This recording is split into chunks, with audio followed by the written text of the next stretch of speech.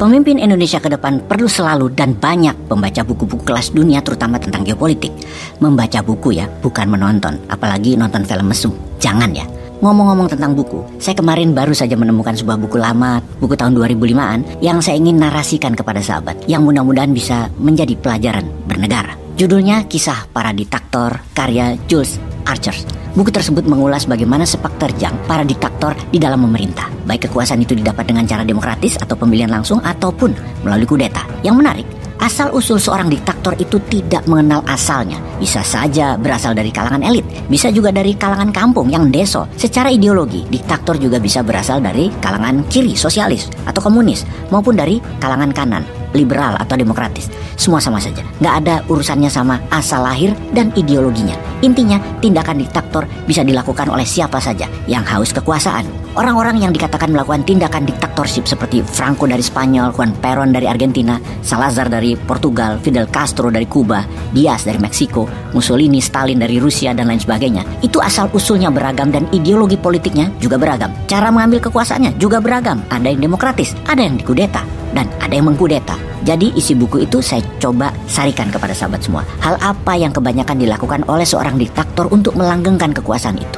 Kira-kira sebagai berikut. 1. Mereka melakukan taktik memecah belah masyarakat dengan opini dan segregasi pemisahan kelompok, kemudian melumpuhkan kebebasan berpikir kritis rakyat kepada penguasa dalam rangka ingin melanggengkan kekuasaannya. 2. Memelihara pertentangan golongan atau kelas sosial, elitis versus rakyat kebanyakan misalnya. Taktik adu domba, sehingga masyarakat berhadapan satu sama lainnya, saling curiga mencurigai. 3. Menguasai sumber informasi seperti media cetak atau media elektronik, kemudian menutupi info kebaikan lawan politiknya, di mana lawan politiknya dicitrakan sangat buruk dan juga diciptakan sebagai musuh bersama. 4. Tidak pernah mengakui kesalahan, apalagi meminta maaf. Walau banyak kesalahan dilakukan, namun tetap tutup mata, tutup telinga. Dan siapa yang menentang atau berani menyatakan dirinya salah, orang itu pasti akan mendapatkan hukuman. 5. Hukum tidak berjalan sebagaimana mestinya. Tajam ke bawah, tumpul ke atas. Tajam ke lawan politik, tumpul ke kroninya. Lembaga hukum dikebiri hanya sebagai alat kendali lawan politik atau penekan yang beda pendapat. Sahabat, setelah membaca buku tersebut untuk kedua kalinya, saya mengucap syukur alhamdulillah karena kita Indonesia tidak termasuk kategori tersebut, yaitu negara tidak dipimpin secara diktatorship ya.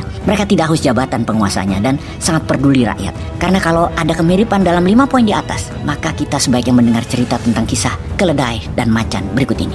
Pada suatu hari, keledai berkata, "Rumput itu biru." Macan pun menjawab, "Ya enggak lah, rumput itu hijau." "Biru, hijau, biru, hijau." Mereka berdua saling berdebat.